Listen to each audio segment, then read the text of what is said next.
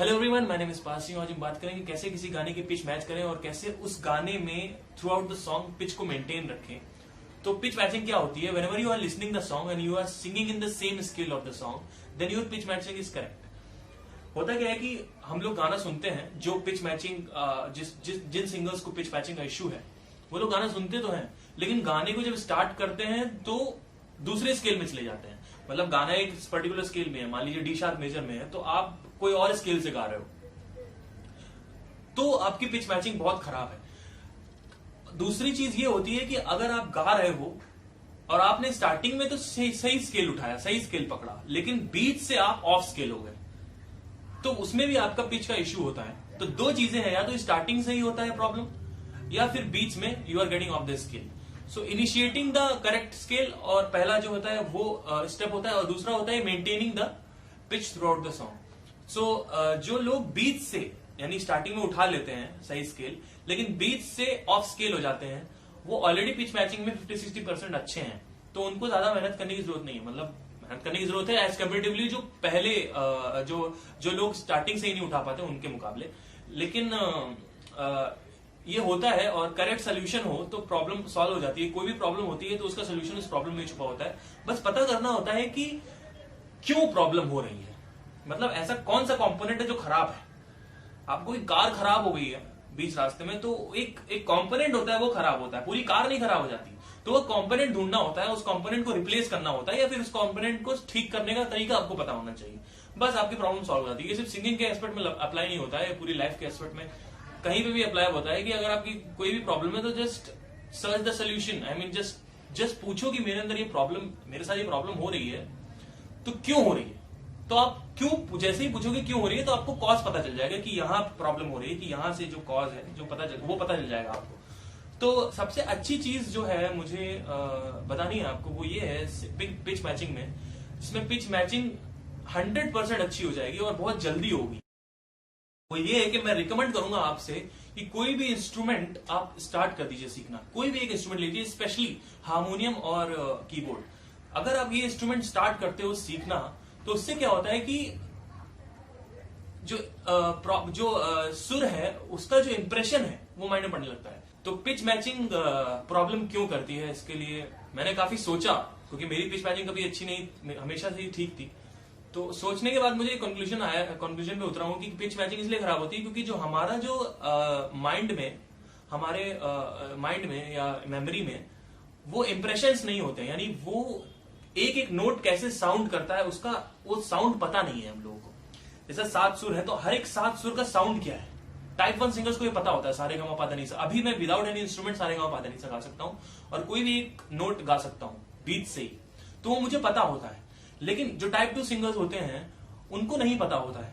तो type 2 singers को जब ये नहीं पता होता है तो उसके लिए एक सोल्यूशन है। उसके लिए ये है कि आप एक इंस्ट्रूमेंट सीखना स्टार्ट कर दीजिए, तो आपको जो सुर है, एक एक जो नोट है, उसका जो नॉलेज है वो अपने आप मिलता रहेगा, उसका जो इंप्रेशन है वो आपके माइंड में पड़ेगा, तो वो छपेगा जाके। एंड उससे क्या होगा कि आपको याद हो जाएगा कि हर एक नोट का साउंड क्या होता है। बेसिक कॉन्सेप्ट ये है कि आपको पता होना चाहिए हर एक नोट का साउंड कैसा होता है।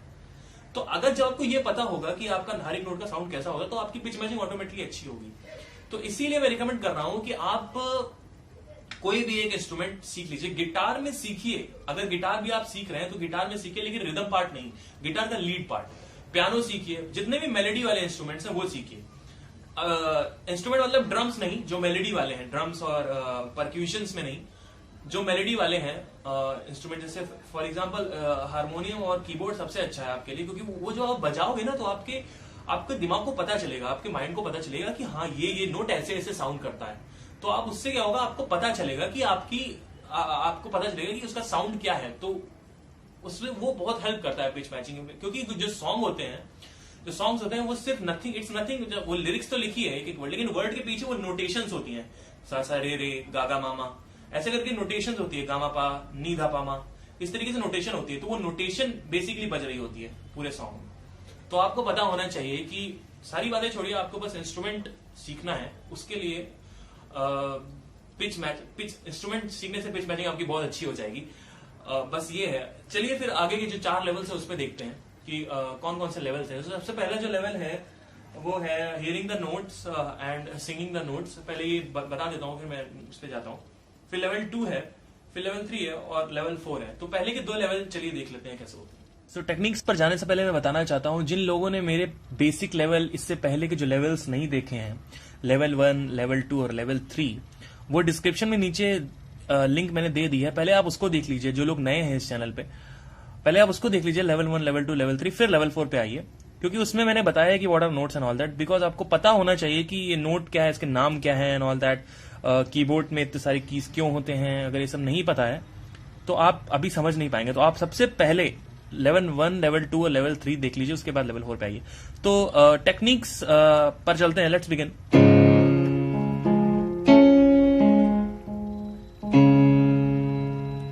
तो सबसे पहले देखते हैं ये प्रॉब्लम आती क्यों है पिच मैचिंग में सिंगर्स को। क्योंकि उनको पता नहीं होता है कि हर एक नोट का जो साउंड है, हर एक नोट, म्यूजिकल नोट का जो साउंड है, यानी हर एक स्वर का, हर एक स्वर का जो साउंड है वो कैसा होता है, उसका नेचर क्या है, what is the how it sound, मतलब वो कैसा साउंड करता है। जैसे कि रे, मुझे अभी पता है कि रे कैसे साउंड करता है, पा कैसे साउंड करता है, धा कैसे साउंड करता है। तो वो साउंड का इंप्रेशन जो है वो आपकी मेमोरी पर नहीं पड़ा है। तो सबसे पहले क्या करना है, स्टेप 1 है, वो है hearing the song, hearing the notes, sorry. तो एक एक नोट को, अब ये बहुत स्लो प्रोसेस है, जैसे जैसे आप बेसिक लेवल सीखते हो, यानी लेवल 4 अभी जैसे है, तो बहुत स्लो प्रोसेस है, बहुत धीरे धीरे जाएंगे, बहुत ज्यादा पेशेंस रखने की जरूरत है इस पे। तो step 1 is hearing the note. तो एक नोट पकड़ना है, जो है पहला जो नोट है वो है सा। सा गाना नहीं है अभी, सिर्फ प्ले करना है और आंख बंद करके इसको सुनना है सिर्फ। 20 से 30 सेकंड प्रॉपरली, कुछ नहीं सोचना है, just you have to listen it.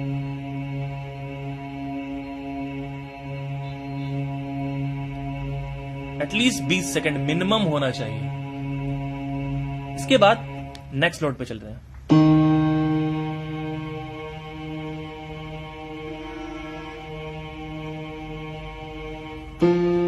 सब 20-20 सेकंड सुनने हैं।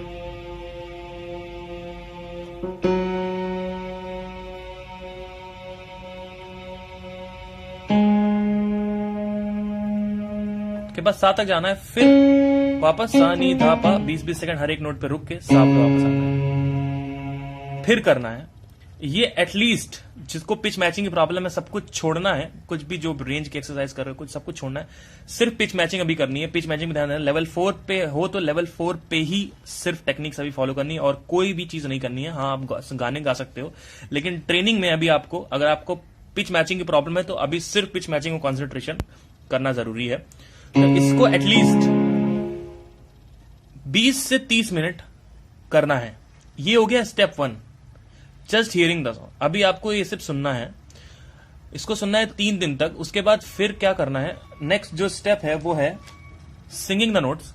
सो 3 दिन बाद क्या करना, अभी 3 दिन आपको सिर्फ रोज इसको 20 से 25 मिनट सुनना है, 20 से 30 मिनट सुनना है। उसके बाद सेकंड डे भी सुनना है, थर्ड डे भी सुनना है। फिर 4th डे से क्या करना है कि इसको बजाना है एक बार सा से सा तक, फिर सा से वापस सा तक, 20-20 सेकंड के लिए होल्ड करके। उसके बाद ट्राई करना है कि एक पकड़ना है ऐसे सा, तो अब इसको पकड़ के थोड़ा सा सुना और उसके बाद ट्राई करिए कि उसको हिट करें, यानी गाएं। सा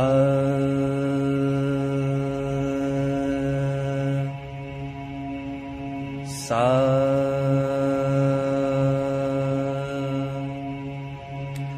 ध्यान से उसको सुनिए। उसके बाद उसको उसमें मैच कर, उसकी फ्रीक्वेंसी जो है नोट की, उसको मैच करने की कोशिश करिए अपनी आवाज से। अभी जरूरी नहीं है, अगर आपका लग भी रहा है तो बहुत बड़ी बात है। सा अगर लग रहा है तो बहुत बड़ी बात है, क्योंकि अगर आवाज सा पे लग के वापस बेसुरा हो रहा है तो that is a very good thing, because at least लग तो रहा है, तो पिच मैचिंग तो आ रही है, मैच तो हो रहा है, मैच होके वापस चला जा रहा है, डिसमैच हो रहा है। लेकिन दैट उसको अभी ध्यान मत दीजिए कि अगर हो रहा है ऐसा तो डिसमैच हो रहा है, तो जस्ट उस पर ध्यान मत दीजिए। बेसिक कॉन्सेप्ट ये है कि अभी मैच हो रहा है कि नहीं हो रहा है। तो स्टार्टिंग में ऐसे ही होगा, मैच होगा और एकदम से इंटरप्ट हो जाएगा, बेसुरा हो जाएगा, फ्रीक्वेंसी श्रुति में चला जाएगा या वापस आ जाएगा, ऊपर चढ़ जाएगा या नीचे उतर जाएगा, इस तरीके से होगा। लेकिन अगर मैच हो रहा है तो बहुत अच्छा है। फिर नेक्स्ट पे जाना है, इसको मैच करना है। इसको भी एटलीस्ट 20 सेकंड के लिए बार बार हिट करना है। जैसे कि गाया रे, तो 20 सेकंड के लिए गाया, उसके बाद फिर से रे रे 5-5 सेकंड के लिए रे, मतलब एक तो ऐसे दबा के रे 20 सेकंड के लिए गाया, साथ में रे 20 सेकंड होने के बाद रे 5 सेकंड, रे फिर से 5 सेकंड हो गए, फिर से रे, ऐसे करके फिर ऐसे गा 20 सेकंड के लिए गाया, गा, फिर छोड़ा, फिर गा 5 सेकंड के लिए, गा 5 सेकंड के लिए, गा 3 बार किया। उसके बाद फिर नेक्स्ट पे बढ़े, ऐसे ही करते करते यहां तक आना है, फिर वापस आना है। अब इसे क्या होगा कि आपका आवाज ठहरेगी एक एक नोट पे। अभी आपको हियरिंग जो करनी है, हियरिंग द नोट, जो फर्स्ट स्टेप है वो 3 दिन के लिए करना है। तो उससे क्या होगा कि एक एक इंप्रेशन पड़ जाएगा नोट का कि कैसे कैसे साउंड करता है। फेमिलियर होंगे आप हर एक नोट पे, क्योंकि हर एक नोट इज जस्ट नथिंग बस जस्ट द फ्रीक्वेंसी। इसकी फ्रीक्वेंसी थोड़ी हाई है, इसकी कम है, इसकी और हाई है, तो वो फ्रीक्वेंसी दिमाग में छप जानी चाहिए, स्टैंप लग जाना चाहिए। तो उसके लिए hearing the note is very essential, very important. उसके बाद क्या करना है, फिर आपको गाना है, जैसे मैंने अभी बताया 20-20 सेकंड के लिए गाना है, फिर 5-5 सेकंड के लिए बार बार प्ले करके गाना है। इसके बाद जो स्टेप है वो है लेवल 2।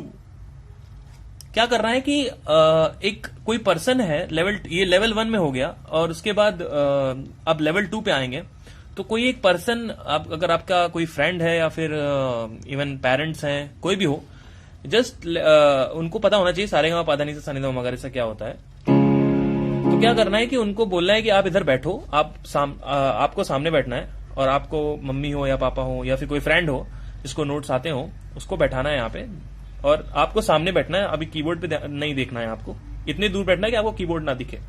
उसके बाद उसको बोलना है कि just you play the random note, मतलब कोई भी एक नोट उठा के बजाओ इधर से। मान लीजिए माँ बजाओ, उसने माँ बजाया, तो अब वो माँ बजाएगा, फिर आपको इमिटेट करना है उसको, मतलब आपको गाना है। इधर से उसने माँ बजाया, आपको बोलना है कि कोई भी रैंडम नोट होता, कोई भी कहीं से भी उठा लो, सातों में से कोई भी एक अपने दिमाग से उठा लो, और उसके बाद जस्ट उसको प्ले करो, और आपको उसको मैच करना है। फिर जैसे यहां से माँ उठाया आपके फ्रेंड ने, माँ, तो आपको उधर से तो सुनना है थोड़ी देर, एटलीस्ट 5-6 सेकंड्स को सही से सुनिए। उसके बाद just try to match with it.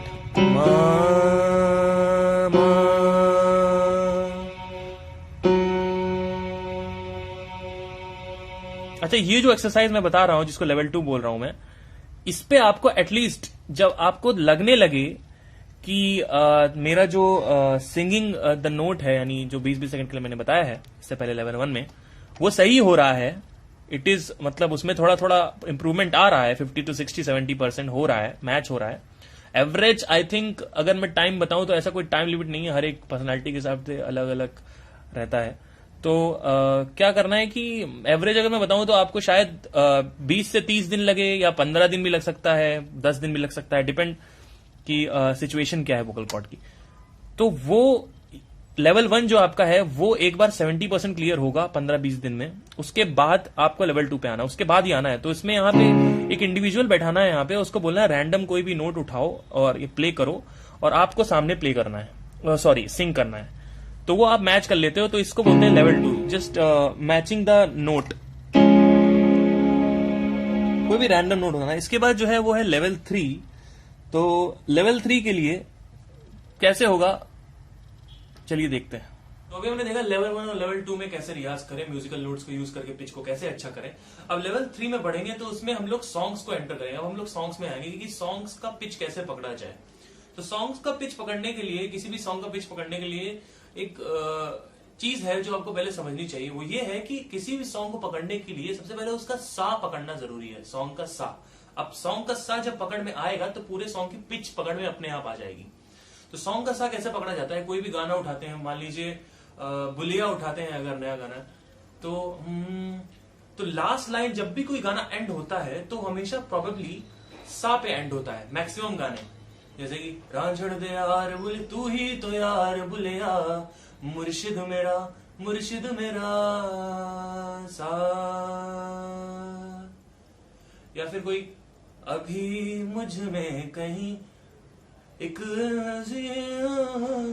था मेरा अब है उसे छू जरा मर जाऊं या जियो जरा। तो रा जो है रा सा, इसके बाद सा, इसके बाद स्टैंजा आ जाता है और बीच की जो पीस होता है म्यूजिकल पीस वो आता है। तो मुखड़े का जो एंड पोर्शन होता है, जो एंड मर जाऊं या जी लूं जरा सा, ये सा होगा। बोलिया रांझड़ दे यार बोले तू ही तो यार बुलिया मुर्शिद मेरा ये सा। तो ऐसे ही आगे बढ़ते हैं, जैसे कि एक और गाना लेते हैं, क्योंकि तुम ही हो अब तुम ही हो जिंदगी अब तुम ही हो, चैन भी मेरा दर्द भी मेरी आशिकी अब तुम ही हो सा, मेरी आशिकी अब तुम ही हो। तो लास्ट लाइन पे जो लास्ट नोट है सा, तो ये आपको पकड़ना है। तो अभी करना क्या है कि अब तो मैंने बता दिया कैसे पकड़े हैं, अब क्या करना है, इसको रियाज में कैसे यूज करेंगे, प्रैक्टिस कैसे करें। तो एक दिन में 10 या 15 गाने आप रैंडमली उठा लीजिए, आपकी प्लेलिस्ट में म्यूजिक की जो मोबाइल की प्लेलिस्ट है उसमें पड़े होंगे ऑलरेडी, 10-15 गाने कोई भी उठा लीजिए, इंग्लिश भी चलेगा हिंदी भी चलेगा, और उसका ट्राई करिए कि 10 या 15 गाने रोज, हर 10 या 15 गाने रोज उठाइए और उसके सा पकड़ने की कोशिश करिए। तो 10 या 15 गाने के साथ रोज आप पकड़िए, एटलीस्ट 10 गाने के 10 गानों का सा तो आप रोज पकड़िए। तो उससे क्या होगा, आपका कैप्चरिंग ऑफ सा जो है वो अच्छा हो जाएगा। एक बार कैप्चरिंग ऑफ सा अच्छा हो गया तो अब आगे आएंगे हम लोग लेवल 4 की तरफ। लेवल 4 का जो फंक्शन है वो ये है कि लेवल 4 में जो टेक्निक्स मैं बताऊंगा वो आपको सा पकड़ना आ गया, गाने का सा कैसे पकड़ते हैं। उसके बाद बीच में क्या होता है कभी कभी कि गाने का स्केल तो पकड़ लिया लेकिन बीच में गाते गाते एक ऑफ स्केल हो जाते हैं हम लोग, ये कई बार होता है, जो जिनको प्रॉब्लम होती है पिच मैचिंग में वो ऑफ स्केल हो जाते हैं। तो उसको कैसे मेंटेन रखें, तो उसके लिए सबसे अच्छा पहला जो टेक्निक है वो ये है कि जिस गाने को आप गाने जा रहे हो उसको ठीक से बारीकी से सुनो, एटलीस्ट उसको टाइम दो थोड़ा सा, 4-5 दिन just give some time for it. 4-5 दिन को ठीक से सुनते रहो, एक एक लाइन एक एक नोट उसका ठीक से हेडफोन में या फिर ईयरफोन लगा के आप सुन सकते हो, इंस्टेड ऑफ आप बाहर के गाने सुन रहे हो, दूसरे गाने सुन रहे हो। मेरा मतलब इससे अच्छा है कि आप पूरे दिन वही एक ही गाना सुनते रहो। तो उससे क्या होता है कि वो गाना जो आप गाने जा रहे हो या परफॉर्म करने जा रहे हो, कहीं आप गाना सीखना है आपको, तो गाना आपका एक एक नोट उसका इंप्रेशन जो है ना वो माइंड में पड़ जाएगा। तो उससे क्या होगा कि ऑफ स्केल होने के चांसेस कम है। इसके अलावा आप टेक्निक भी, एक और टेक्निक है जिसमें वही मैंने जो स्टार्टिंग में बताया कि अगर आप एक इंस्ट्रूमेंट सीख लेते हो तो वो बहुत अच्छा काम करता है, क्योंकि इंस्ट्रूमेंट क्या करता है कि इंस्ट्रूमेंट तो सब कवर कर लेगा आपका, आपको पूरा नॉलेज आराम से आ जाएगा, सुर का जितने भी सुर होते हैं 7 सुरों का नॉलेज आराम से आपके दिमाग में एंटर हो जाएगा। तो सबसे अच्छा तरीका है मेंटेन रखने का pitch throughout the song, कि एक इंस्ट्रूमेंट लिया जाए और उसको सीखा जाए। इसके अलावा अगर किसी गाने का स्केल पकड़ में नहीं आ रहा है या सा पकड़ में नहीं आ रहा है तो आप नीचे डिस्क्रिप्शन में दिए गए एफबी पेज जो मैंने डिस्क्रिप्शन में लिंक दी हुई है उसमें आप मुझे मैसेज कर सकते हैं और मैं आपको बता दूंगा कि उस गाने का सा एक्चुअली है क्या। तो आई होप आपको समझ में आया हो कि कैसे पिच मैच करी जाती है, क्या क्या कौन कौन सी टेक्निक्स हैं जिसको आप यूज कर सकते हैं पिच मैच करने के लिए। इसके अलावा भी अगर कोई भी प्रॉब्लम हो रही है तो आपको फेस टू फेस इंटरेक्शन की जरूरत है, तो you can take the Skype classes also that I provide. For the Skype classes, just contact on the email ID given in the description below, and just stick with me on the Facebook page and ask any doubt. कोई भी question है, कोई भी doubt है तो आप बेझिझक पूछ सकते हैं Facebook पेज पे और Instagram पेज पे जो डिस्क्रिप्शन में नीचे दिया हुआ है। Thank you for watching the video. Keep learning and keep practicing.